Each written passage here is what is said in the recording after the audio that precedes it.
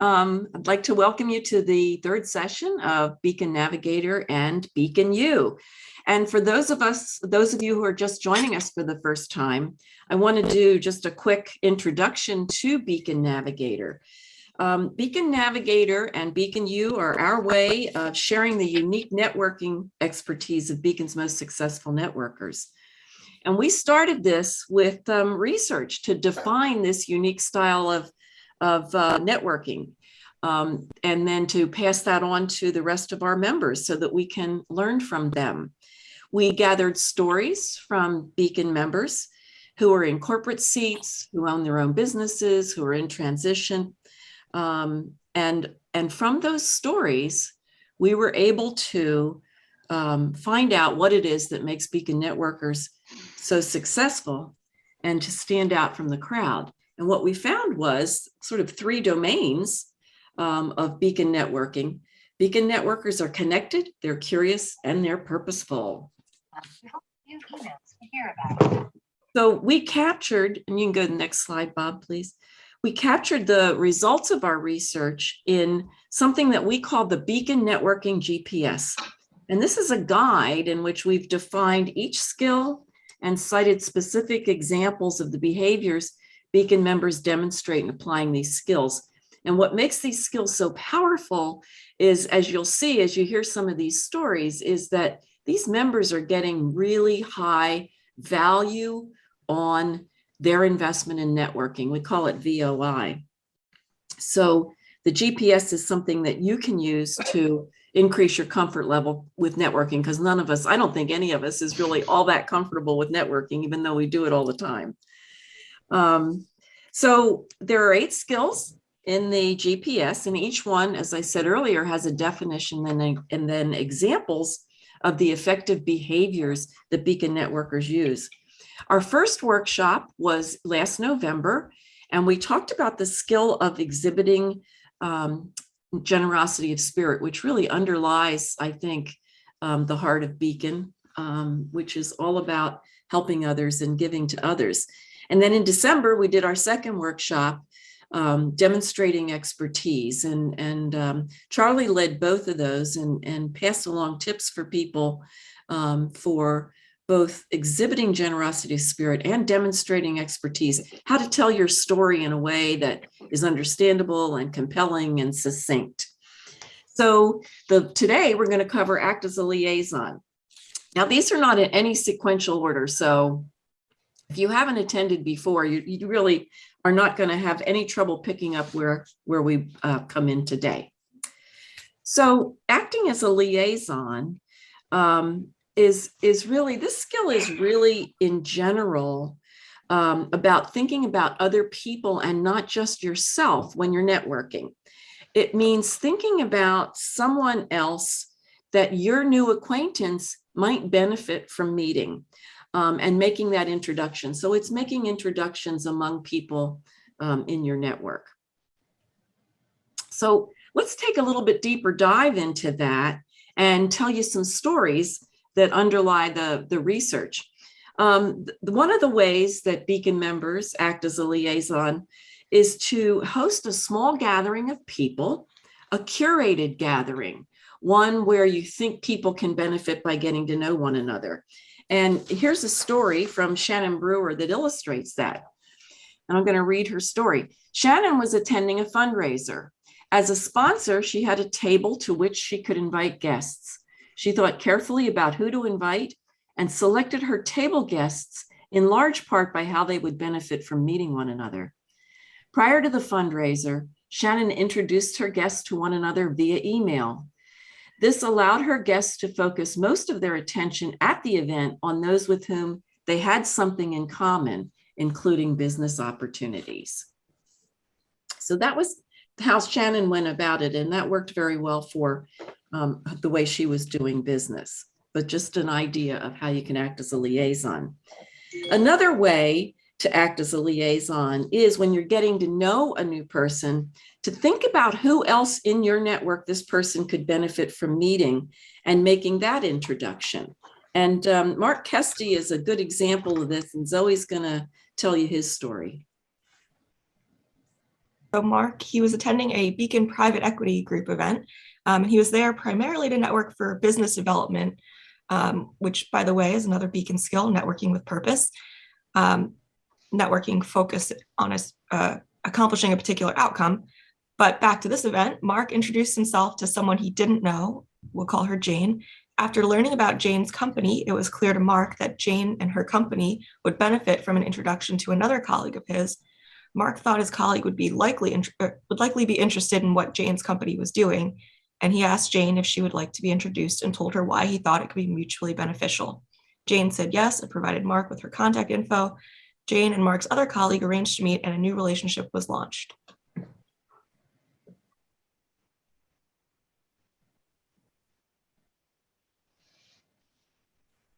Okay, so moving on. Excuse me, fighting a little bit of a cough. Before we get into the next example, I want to ask the group, what does it mean to you to act as a liaison? We've seen a couple examples. We got Pat's definition, but this is an opportunity for everybody to provide a little bit of input into what that means to you when you hear the term act as a liaison. So this is the opportunity just to unmute yourself if you're muted and toss your idea on the table. I would say it's connecting to people in a way that may or may not benefit you. In fact, probably won't. I like that, Mark. Thanks. Rashonda, I saw your hand go up. The other thing too is if there's someone in my network and they know that I know someone, and then they ask me, hey, you know, do you mind introducing me to X person? Very good. Yes, both good examples. Anybody else want to add anything? Yes, I think it includes thinking through the needs of the people that you know that are in your network that are or that you meet anywhere as you speak with them, and using that as a basis for connections, not just mechanical. What are some of the most valuable cues that you heard? Let's talk about what just happened, what worked, what didn't work, and what did you take out of the session to help identify, individual cues? Well, Bob, I just like the model. I mean, like you, when I hear somebody's elevator pitch, I really can't remember it, but it give me 3 cues to help me introduce you to somebody you can help. That's very effective. I can remember 3 cues. I can't remember a 60-second elevator pitch. So I just like the model a lot. So Maria, I'm going to put you on the spot. You're on mute. Okay. So, well, one of the things I learned was that 2 ways. One is how to remember people when you meet them at an event, how to remember what they do. And one of the things Bob mentioned was to write a little something on the back of a business card. Also, on the back of my business card, now I'm going to put my cues and on my LinkedIn. So, Bob, did you want me to say the cues at this point or no? Don't need to unless you want to. One of the things that happened in our group was when I first asked, got very long, maybe not 60 seconds, but 30 seconds, here's what I do. And then we got critical with each other and got it down to a handful of words. So Maria, could you share yours? Sure. And to Bob's point, I started out what I thought were very short cues, and it ended up that Bob and Karen were like, they're way too long. So my 3 cues that they boiled down for me was 1, I drive to solutions quickly. 2, I make desired changes successful. And 3, I have empathy with experience. Something I could belt out, I could put it on my LinkedIn, I could even put it on my business card. And Bob said, now people will ask you, well, how do you do it? And that's the 2 things that in my mind came out of this. One is something we can remember, and we'll talk about how we're going to gather these in a second. But then when it comes up and when you make the claim, I've got empathy with experience. What do you mean by that, Maria? Oh, well, and then she can tell her story. Karen, are you okay to share yours? Yeah, absolutely. And I really appreciated Bob and Maria's feedback. What they shared with me is that I was basically sharing sort of an elevator pitch that didn't resonate at all with them. And my feelings weren't hurt, but didn't resonate at all with them. And it sounded like, something they heard over and over again. So I won't bore you with that intro, but my takeaway was my cues are now, I help companies build new businesses and launch new products. And that was the suggestion in terms of getting into a conversation in, helping someone dig deeper into, what my focus is and what I'm looking for. Thank you, Karen. Who else has something they want to share with the group? Pat, I see your hand up. Yeah, I just wanted, Richard, I hope you don't mind if I share a little bit about yours. Richard's cues were so intriguing that it made us ask questions. And we found out a lot about him, like he speaks Mandarin, fluent Mandarin, and has a lot of experience in the international marketplace. So he could go in a lot of different directions and needs to figure that out. But his cues were really intriguing and made us curious. Okay. Thanks, Pat. That's very kind. That's a nice way of saying I'm the least focused person in this panel. No, not at all. But actually, I was, if you don't mind, Bob, if I jump in. Oh, please. I was in a group with Pat and Mark Johnson, and I found them both to be very polished and focused. And I learned a lot from our little conversation from the breakout. But they both had things that stuck out to me, and thinking about it now, what sticks out is that it was from the perspective of their clients' needs. So example for Pat, one of her cues was, we have a lot of women in our company, but not in leadership roles. I mean, right away, I can think of 5 or 6 peers who are managing in companies who are in that situation that I could connect immediately to Pat. And for Mark, it was, my company's hiring process is broken. And there is both the perspective, but also the language used. I'm kind of from the ad space, so that to me is a hook. Gives me a very specific visual that I will remember. And when I'm speaking with people in other networking events or other parts of my life, that'll come up for me. And I can link it directly to Mark. So I was impressed. Anybody else have anything they would like to share? Charlie. Yes, Bob. When I meet people for the first time and I'm networking with them, one of the questions in my mind is, what problems do you solve?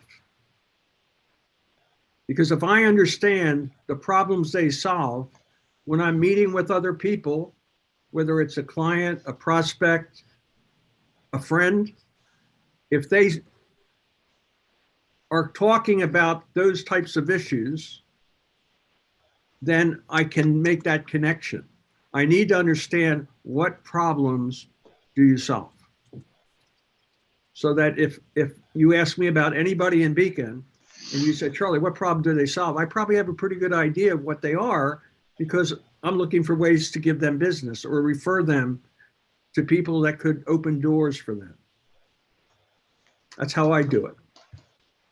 Yeah, that's a good point, because that's really what the catchphrases, the cues are, is to help us remember what problems they solve. In the case, it's build a new business, launch a new product for Karen, for Maria, it's the drive to solutions quickly. She's a change management expert, so she can make those those effective changes. those are the problems that they solve. And you're right, I hadn't thought about it that way, but that's really the value of the catchphrase, is that it helps us remember the problems that people solve, because that's how we're going to refer them. Lori. Hello. Hello. I think following up on that is, don't be afraid to ask for more information. Like, just don't say, oh, okay, and say, I have no idea what they're talking about, or it's extremely generic. Again, I go back to Beacon being all about networking and caring about each other. So if we say, oh, my goal is to make people's life easier, well, we all would like to do that. That's why we're here, because we're really nice people. So if somebody says something, for example, Connie does 1031 exchange, I didn't have the foggiest idea what that meant. She could have said something in Greek and I would have said, oh, that's nice. So I think that requires a little bit of commitment and action on our part. If it's not clear, don't be embarrassed. Ask for more information until you truly understand what it is that you're discussing, because then you can be a better partner, because you now not only intuitively, but can actually cognitively know what will help that person, even though they may not have asked for it. That's a really good point, Lori. Thank you. Because in my mind, the catchphrases should be, as I said earlier, something that will cause someone to say, oh, how do you do that? But in order for that conversation to occur, the other person we're talking to has to ask the question. And if they just go, oh yeah, okay, it's lost, so please, yes. Challenge those statements. Ask them how, because that's how we're going to really get to know them. And then when we're referring somebody, we say, yeah, that's what she does. But let me tell you why that's important and how she does it and the expertise that she's got, because she told me about, she did it here and she did it in that company and she grew this product or solved that problem, introduced whatever it is. That may be a little fuzzier in our mind, but hopefully the catchphrase will help bring back some of those memories. So yes, in those conversations, because that's how we get to know people. To Charlie's point, what are the problems we solve? And then how do you do it? That's a pretty outrageous claim. So it's kind of good to know what's behind those outrageous claims. Hey, Bob, I could just add to that. Can you hear me okay? Yeah, we're good, Jory, thanks. I remember from years back, another Beacon member, Ford Myers, when he works with his clients, specifically people who are in job searches, but this story stuck with me, is what we need to do is really refine our stories. We need to have our compelling 1, 2, or 3 stories that we're sharing with people when we're networking. Those stories, like you just said, if the story is compelling and it's memorable, then the people we're telling the story to are honed in and really listening, then to your point, Bob, those stories will resonate when you're in a conversation with somebody else and you're thinking about who is in my network that might be able to help with this problem. So in other words, the moral of this is work on your stories, really have a good, tight, this is what I do well, this is my success, this is how I helped organization ABC, whatever. It's on you to be good at your stories. Just throw that out there. And storytelling is so important, Jory. You're right. Thank you. And if you don't have stories and you're looking for a framework, there's a number of them, but they all kind of fall into the same kind of boat. And it's 3 pieces. Here was the situation. Here's what I did. Here are the results. Situation, action, results. Personally, I add characteristics to that says, here are the characteristics that it demonstrates. But the story is, here's what I saw. Here's what I did. Here's how it worked.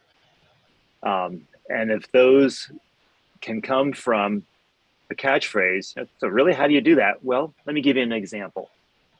So rather than how, a specific example is more resonant than a theoretical, this is how I do it. So I'm glad you brought that up, Jerry. Thank you.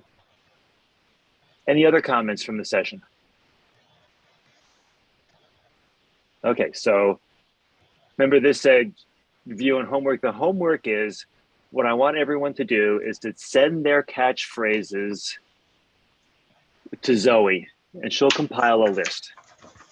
And then I'd like us to keep that list, read through it, so we're aware, but that will help us, at least with the folks on this call, help them with what they're trying to accomplish for their business.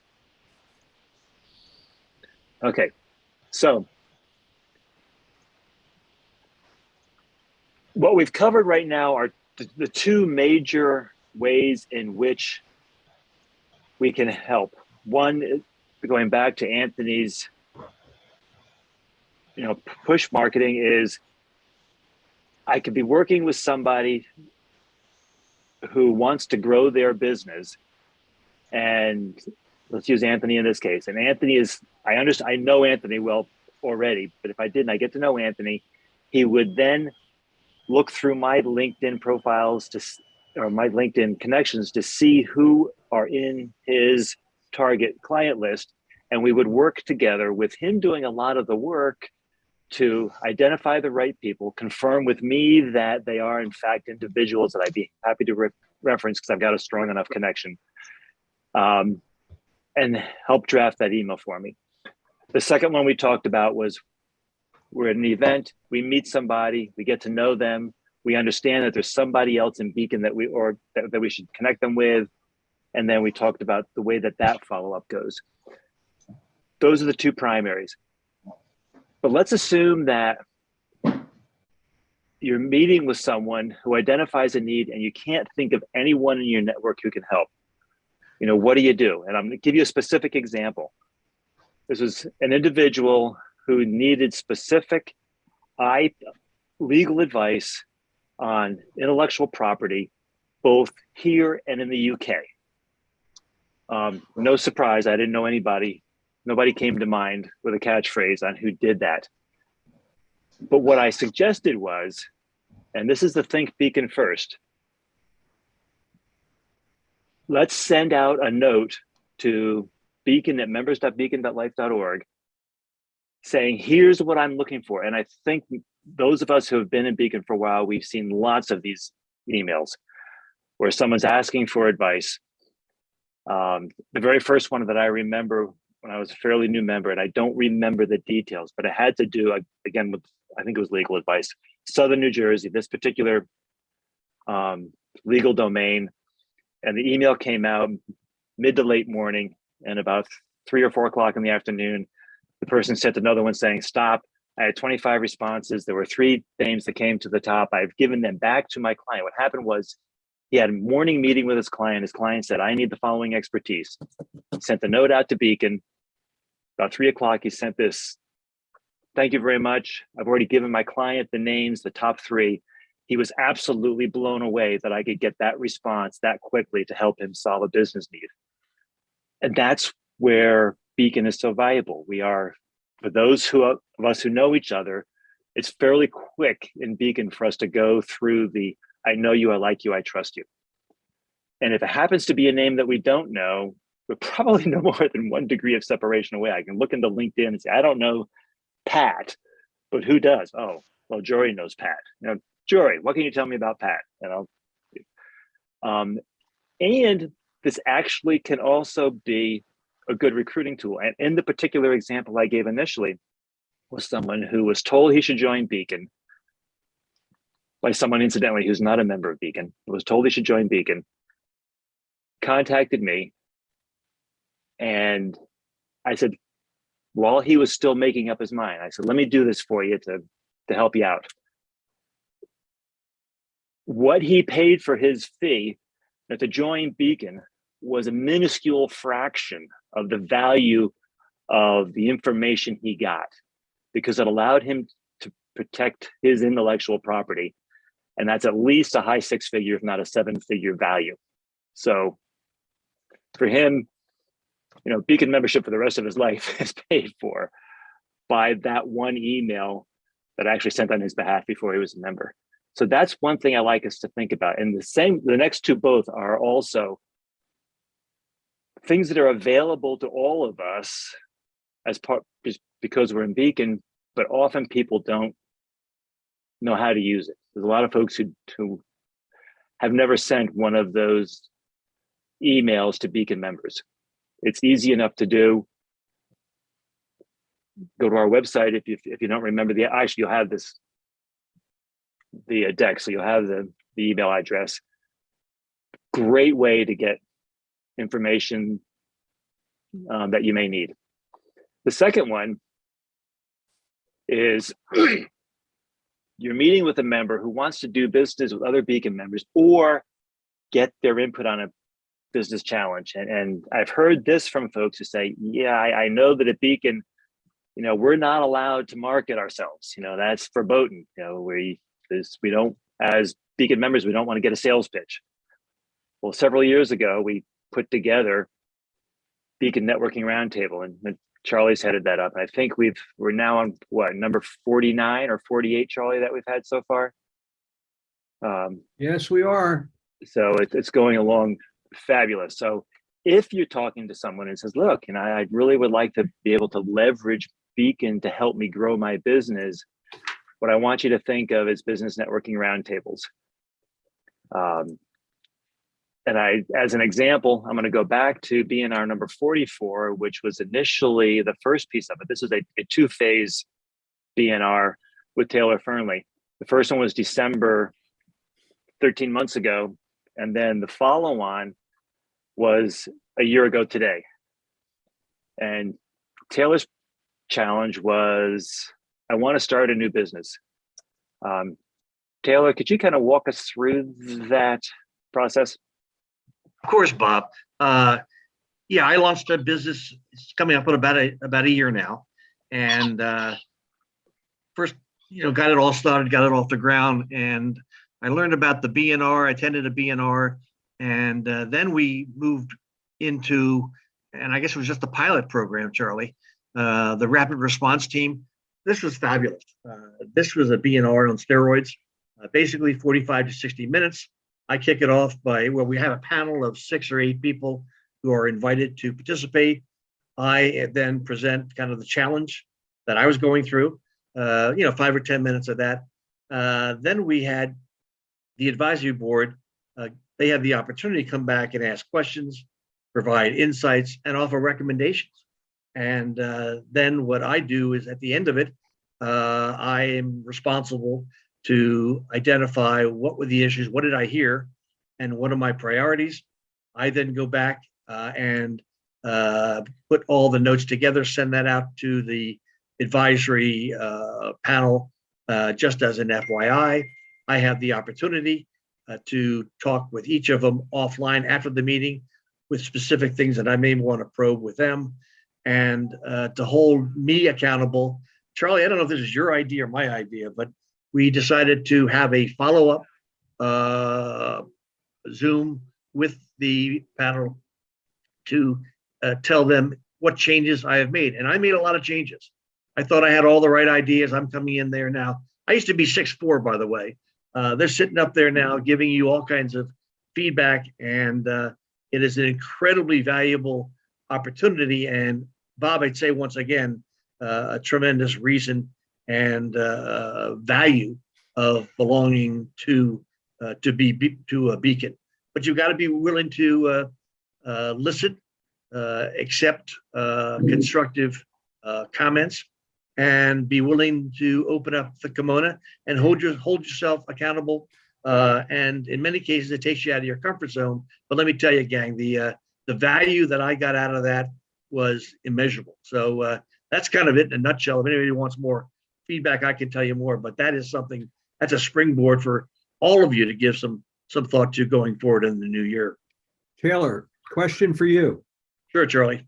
What did you learn about those members that were on that panel offering you advice? What did you learn about them from the process?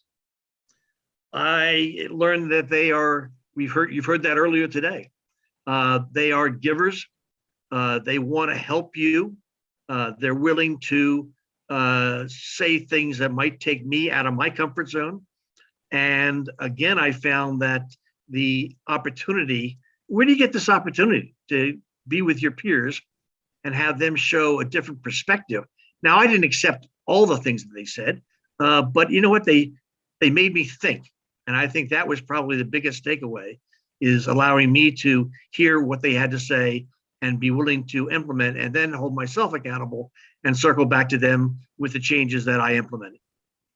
And you also had some help from someone else on the Beacon team making this happen, didn't you? Oh, you mean Lori? You mean my right arm and my left arm? Yes. Yeah, she was smiling through the whole thing. I don't know if you saw her. She was, but sure, she has been a lightning rod for me and a very strong support system, and allowing me to look at things again through a different set of lenses, which has been terribly helpful. So, and again, another shout out to Lori. Well, thank you. And as an observer, what came out of this process was Taylor went into it with a very specific vision of what he thought he wanted to be for his next chapter.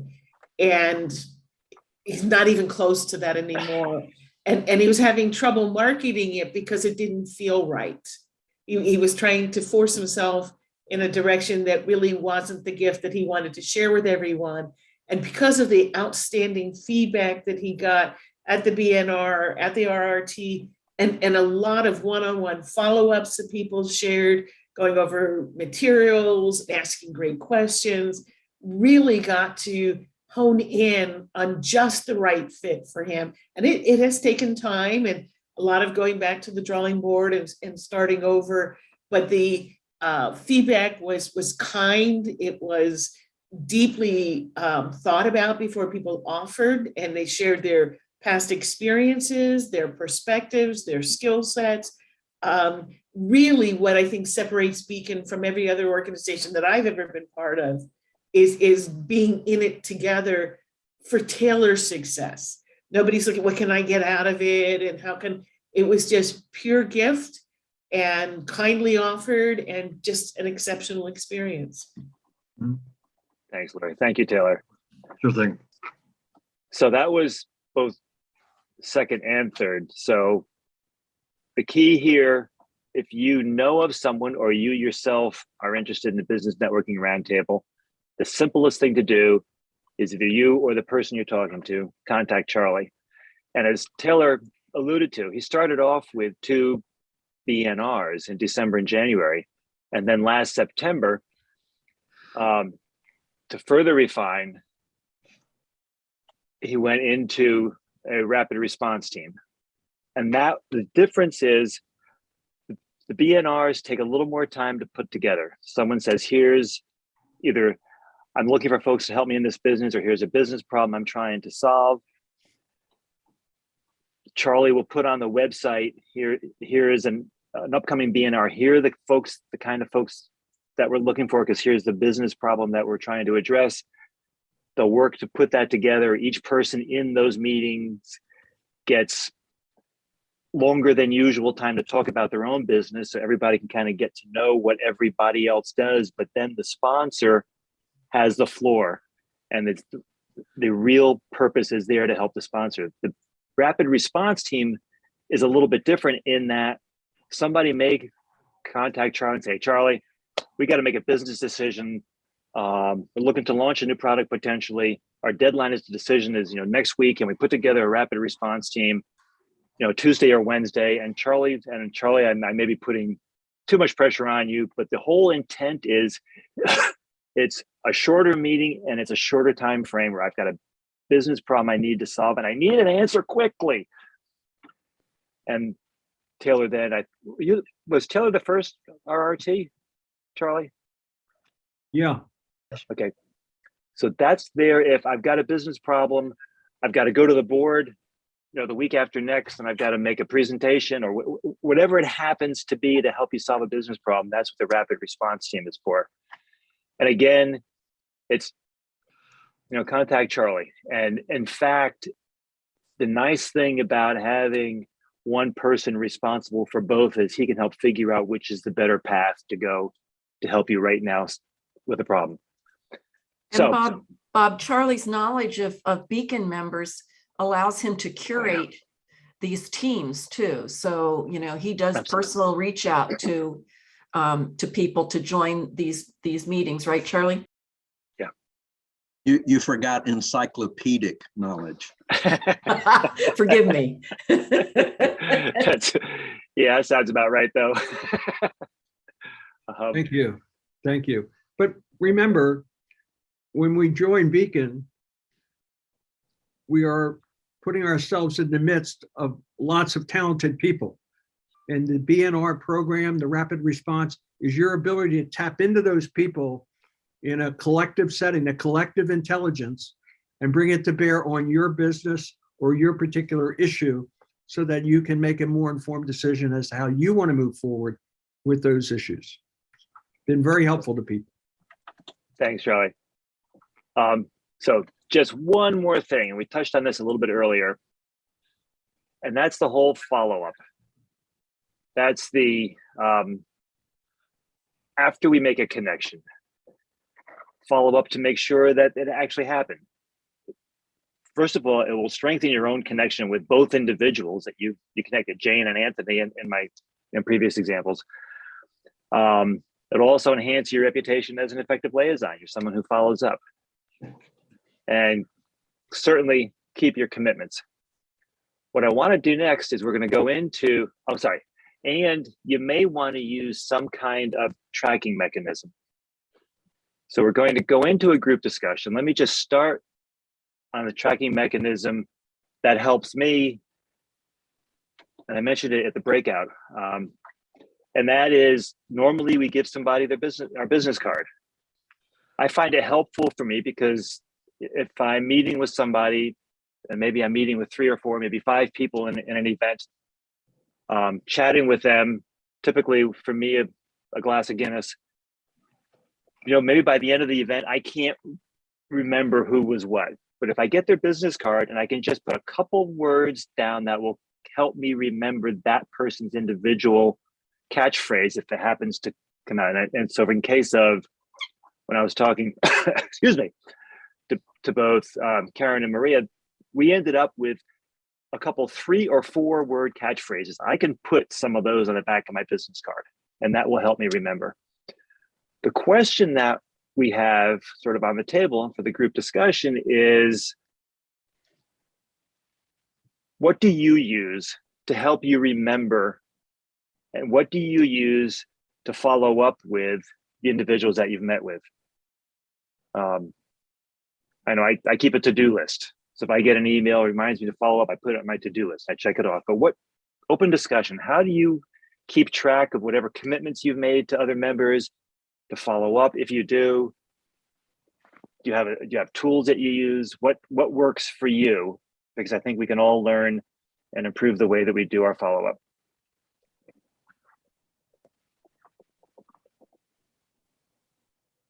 Somebody's got to go first. Yeah, Pat, you got your hand up.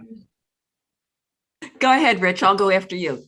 Outlook calendar. I mean, a pretty straightforward, simple. I have it on my phone. I have it on my PC.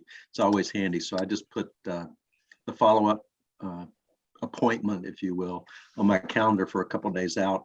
Try to do it sooner, but I put it out a couple of days out.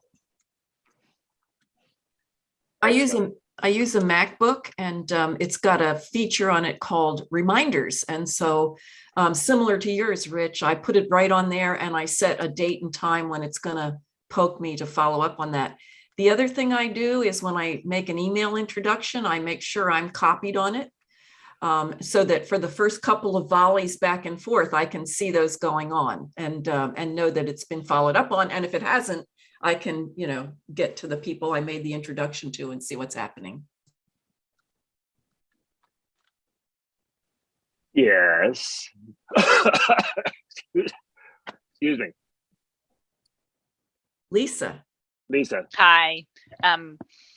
The one thing that I find that I would drop the ball on is if I was meeting people in person, even like a Beacon event, and you go around and you talk to somebody, and then 5 minutes later you're talking to somebody else, is I text myself a quick note to follow up on somebody or Yes.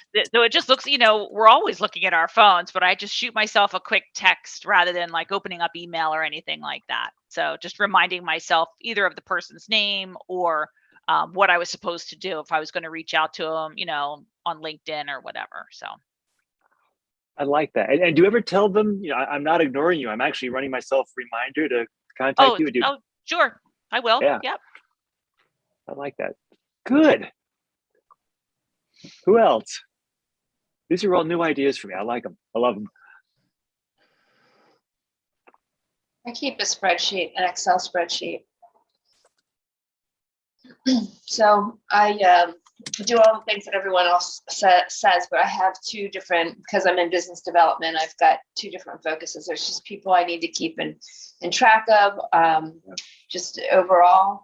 And then there's things I also need to get done. So sometimes if I only use my Outlook, things can get lost in there. So I'll make the list. I'll make physical notes. I keep a physical calendar as well as an electronic calendar.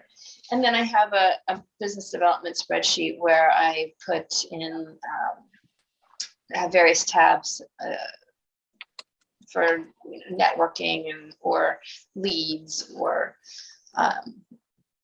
who I've introduced whom to and what the next steps are. I find that folks who are in business development, and going back to when I was also, I kept much better track of things than I do now, and because I had to. So I appreciate that. If we don't have a CRM system, Excel works. You can do a pretty decent job. Lori, I'll get to you in a minute. I have to Maria, say, sorry. Thank you for bringing this up. I was always of the school, if the two parties didn't connect and follow up, that the onus was on them. It's, you can lead a horse to water, but you can't make him drink. And if you're a Johnny Carson fan, and the teacher would send them in and the kids would finish him off, if he's not thirsty, that I always thought that it was the responsibility of the people you connected. So this is a very interesting conversation for me. When introducing people that are not relevant to anything that I'm working on, just, hey, I think you two might like each other. Sometimes I see the volley back and forth, sometimes I don't. And I always make the effort to get back to the person who made a connection for me. So thank you for putting importance to this. Glad to. Thank you for your contribution. And Maria. Twitter Rich, I use Outlook Calendar if I'm not at an event. And if I'm in an event like Lisa, I always seem to have my phone with me. So I use notes in the phone. And I'll just jot down a quick note as to what the person is and the follow-up. That works. What other suggestions do we have? Bob, you mentioned, this is Linda, I always use a spreadsheet, and I think of that as being kind of a little old fashioned. And you mentioned CRM, but one time I looked at some very simple CRMs, but no one's really mentioned that. Is there anything that you know about very simple, not what we would have used in a Fortune 100 company as I was used to using? I'm not familiar with anything. I'm an Excel guy also. Rich, was that your hand that just went up? No. Yeah, Linda, I use Hubspot. I don't know if you're familiar with that, but that's I find that to be a real good CRM light tool for solo practitioners. I use the free version, and it keeps track of emails that I send to a prospect, notes, conversation follow-ups, action items. Works pretty well. What was that called, Mark? Yeah. Hubspot, HUBSPOT. I've heard of that. Okay. Thank you. They have Thanks, a Jory. free version. They have a free version, a paid version. I use the free version. It works pretty well. Interestingly, HubSpot started as a marketing program, but I guess they built on that CRM function. The other one that was popular for a long time was Zoho, going back a few years, ZOHO. They have a free version and a paid version. It's another simple CRM program that, Linda, you might want to look at. I know people who still use it. I was going to go back, Bob, to Lori's comment.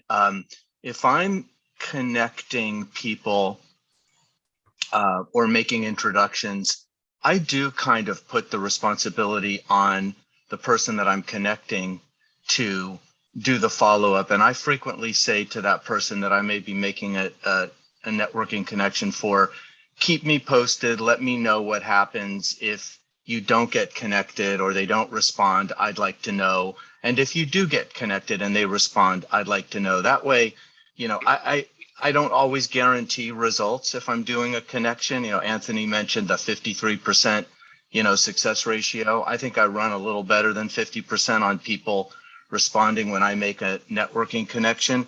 But, I want to know not only for the outcome of that particular introduction, but I want to know for the likelihood of trying to connect somebody to that same person in the future, that person is not a great responder or may not be as open to networking introductions. So I frequently do ask the individual that I'm helping, keep me posted. I want to know what the outcome is, and then I'll either try again or I won't network with that recipient again, the one who didn't respond. That's my 2 cents. Thanks, Jory. Pat? Yeah, I just wanted to build on what Jory said, that in our research, we found that Beacon networkers absolutely make it a point to follow up with the person who made the introduction and let them know how things went and to say thank you again. So nobody has to nag them. They do that as part of the way they do their networking. Okay. That's interesting. So for those who were in that group, they were very good at following up, even on their own recommendations. Yes, absolutely. They made it a point to do that. Hey, Charlie. Bob, one of the things that I'll do, for example, if you referred somebody to me because you heard the trigger or the cue, after I meet with that person, I ask them to do me a favor. And that's to contact you and explain to you how helpful your referral was to them. When you and I meet next, I'll say, did you ever hear back from John? And if you say, yes, I did, we've learned something about John. If you say, no, John never got back to me, we also learned something about John and our willingness to continue supporting John if he doesn't close the loop. So I try to put that accountability back on them to make sure they reach back to the referring party and give them feedback as to the quality of the referral. I think I something, like that. I guess kind of building on something that Jory mentioned, you don't want to build up a reputation of, well, that person never responds when I connect them to someone. But something that people have done in a networking conversation, like a one-on-one networking conversation with me, is to ask at the end of the conversation, do you want to be connected to other people? Or what types of people do you want to be connected to? Because it might not be that person is purposefully ignoring it, but they might say, well, the work that I do, the end of the month, I'm always so busy that I can't even, look up from my work. And if that's something you might say, well, let me not make that introduction until the beginning of the month for that person. Or they might say, look, I've got some projects that are taking me all across the country and I just don't have time for networking, in the next 6 months or something. Just knowing what's going on, and maybe that person doesn't, very rarely will they say this, but I'm not really looking for new clients. So please, don't, and you might be thinking that you're helping me, but I don't necessarily need introductions to new clients. Whatever the reason is, it might not be that they don't want to respond. It's so maybe just getting a generalized, yes, it's okay to start referring me to people, or yeah, I'm open to just general people you might think I have something in common with, because some people might just not want that at the particular time, or and that's their prerogative too. But that way you're not wasting time connecting them to people when they're not really open to it at the moment. I would hope Beacon members are open to it, but maybe more so people outside of Beacon, they might not be looking for that. Well, and I can imagine that if someone's an accountant and it's tax time and they're a tax accountant, there's a window where they don't want to be bothered because they're buried. And that's a really good follow-up. Say, look, I get that. And in fact, if they haven't been able to respond to Jane, we get back to Jane and say, hey, I goofed. I didn't realize that she was buried right now with tax time. Own that ourselves. It was my fault. I should have known that. But don't feel badly about Lori because she's in the middle of taxes, or I'm whomever. That may not be appropriate, but I think that's you were next to Zoe on my screen here, so that was that was fine. But I think again, the onus is on each of us to communicate if the timing is wrong, or sometimes somebody sends something and you're like, what? Why would you think of me in this way? But if you don't communicate back to the person, saying, the timing is wrong, it's not an ideal fit or whatever it is, then what happens is you're going to ruin your reputation, because then when you need something, somebody say, well, you never get back to me, it just goes in this black hole, so I'm not going to waste my time anymore. When I ask you a favor to help somebody in my network, you don't. When you have a need, why should I help you? Because give first and then receive. So it goes back to, don't be afraid to tell the truth, to tell what's happening, where you are, what's important, what's right, what's wrong, because we as human beings hate voids. So we will fill any space from our experience and our perspectives and our baggage, and we could be totally misjudging what the situation is. Could be a person in tax time and we're like, oh, that person just doesn't like people from Philadelphia, or they don't like whatever, and it has absolutely nothing to do with what the real life situation is. Right. Go ahead. Excuse me. Yeah, I just wanted to share that a lot of the introductions that I do are, I guess, more of the generic, where I do the greeting, I say why I think the two people should chat.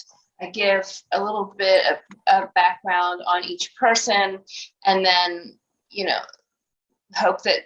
wrap it up by saying hope they'll carve out a few minutes for an intro call, and I'll let them take it from there, and we're all on the thread. And so what happens is when they're responding to each other, they do a reply all, so that everybody is on the same page that they've replied. And then that's sort of one way that I can keep track of whether someone has gotten back to someone or not. And if it's a week, which is rare, goes by, then I'll, because I haven't seen that response, I might reach back out. And what I also do is in my Outlook, I keep it in my main box if it's something I still need to look to check back on. And if it's something that is, checked off, then I can move it off to a side file. And that's how I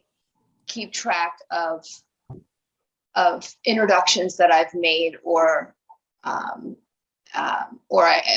introductions that have been made on my behalf. And then once that you see that they've kind of made that meeting they set up that meeting for the next, for when they're going to meet, then they will drop you off of whoever's connecting them. They'll drop you off so you don't have all the emails. So I thought I would just share that. That's good, Connie. Thanks. Richard, do you prefer Rich or Richard? Rich. Rich. There you go, Rich. Either is fine. What Zoe was talking about kind of brought to mind for me. Lots of times, if the person I'm connecting to is a personal contact or someone I have a personal relationship with, I'll reach out to them first before sending out the connection email, just to say hi, but also to give them the courtesy of letting them know I plan to make a connection for a specific reason. And in that case, both people who receive the email know that they're getting connected and have a kind of background, what they're going to talk about. And lots of times it makes it easier for the person to respond. And that way you set the stage that, oh, by the way, you're going to be getting a referral email.